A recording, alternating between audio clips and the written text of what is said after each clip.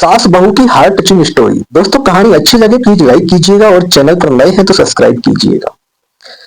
शुरू करते हैं दोस्तों जो आज की हमारी कहानी है।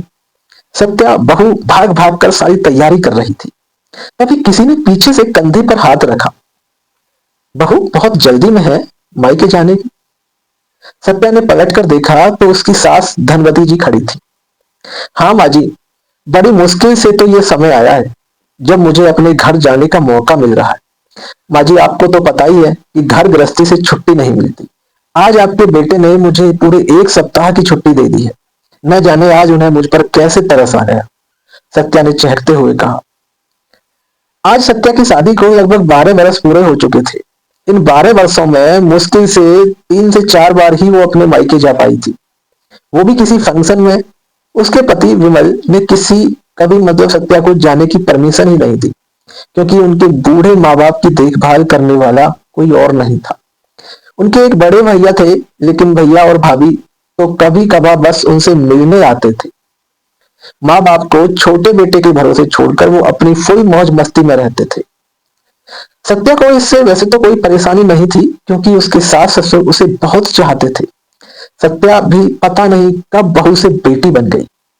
उसे पता ही नहीं चला, दिन भर काम में व्यस्त रहती थी। सास ससुर की एक एक चीज का ध्यान रखना, जहां तक कि वो अपने ससुर जी को कभी कभी डांट भी देती थी जब वो चुपचाप कभी कभी मिठाई खाने की कोशिश करते। दोस्तों इस प्यार भरी डांट पर वो मुस्कुराकर बस इतना ही कहते, लगता है मेरी माँ वापस आ गई। लेकिन आज सब कुछ भूल कर सत्या अपने मायके जाने के लिए तैयार हो रही थी। विमल उसे खुद छोड़ने जा रहे थे। जाते समय सत्या ने अपने सास ससुर के पैर छूते हुए कहा, पापा जी आप परहेज से रहना और मीठा तो बिल्कुल मत खाना। मम्मी जी मैंने मेड को बोल दिया है, वो आप दोनों को समय पर दवाइयां देती रहेगी। आप अक्सर दवाइयां लेना भूल जाती हैं। जब मैं वापस आऊं तो आप दोनों ऐसे ही स्वस्थ मिलने चाहिए मुझे। लेकिन बाबूलाल जी और धनवती जी दोनों के चेहरे उदास थे, और इस उदासी का कारण सत्या भी नहीं समझ पाई। उसे लगा जैसे वो उसके जाने से दुखी है। लेकिन दोस्तों सत्या उनका आशीर्वाद लेकर जल्दी से ही गाड़ी में बैठकर चली गई। उसके जाने के बाद बाबूलाल जी ने धनवती से कहा, चल अब मेरा भी सामान पैक कर दे, शायद तेरा मेरा साथ अब यहीं तक था। धनवती ने कहा, ऐसा मत कहिए, मैं भी आपके साथ चलती हूँ, नहीं तो हम दोनों किसी वृद्ध आश्रम में रहने चलते हैं। बाबूलाल ने अपने दर्द को संभालते हुए कहा, नहीं धनवती, तू भी यहाँ नहीं रहेगी तो सत्या बहुत परेशान हो जाएगी। मैं ही चला जाता हूँ यहाँ से।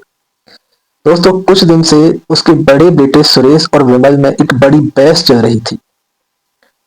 विमल चाहता था कि माँ बाप की जिम्मेदारी वो अकेला ही क्यों उठाए, लेकिन सुरेश नहीं मान रहा था।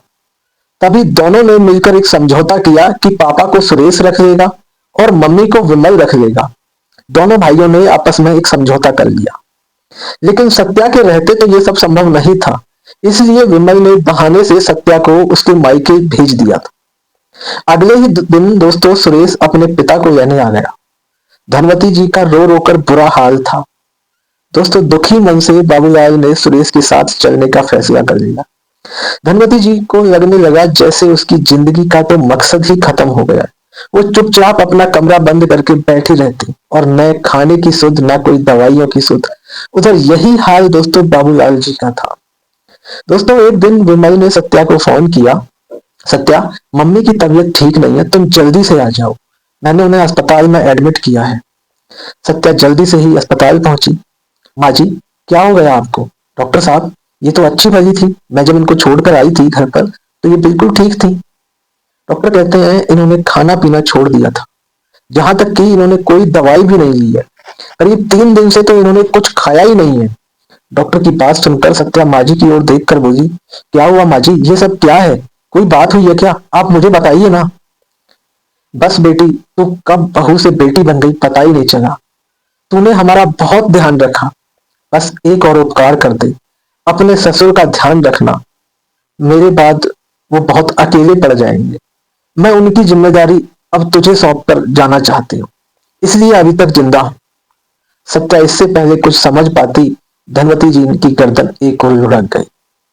दोस्तों सत्या और विमल जब माँ को लेकर घर पहुंचे तो देखा बाबूजी सुरेश जी की गाड़ी से उतर रहे थे। अब सत्या सब कुछ समझ चुकी थी। उसने गुस्से से अपने पति विमल की ओर देखा और बोली, जो पाप आपने किया है ना, उसका प्रायश्चित तो मैं कभी नहीं कर सकती। इतना बड़ा धोखा मुझसे और अपने माता पिता से, इतनी नफरत। हे भगवान, अब हमें कौन बचाएगा? माँ का तो आपने दिल दुखाया है और उसका प्रायश्चित करने के लिए आपको ना जाने कितने जन्म लेने होंगे। अब विमल बस फूट फूट कर रोने लगा और बोला, मुझे क्या पता था कि ये सब हो जाएगा। उधर बाबूलाल जी गुमसुम से बैठे थे और वो भी रो रहे थे, न किसी से बात कर रहे थे। सत्या ने जाकर उन्हें संभाला तो वो बोले, बेटी, मेरा आशीर्वाद हमेशा तेरे साथ रहेगा। बस अब मैं जी नहीं पाऊंगा। ये कहकर वो सत्या की गोद में ही लुढ़क गए। सत्या ने उन्हें उठाने की कोशिश की लेकिन तब तक बाबूलाल जी जा चुके थे। दोस्तों, माँ बाप ऐसे ही होते हैं।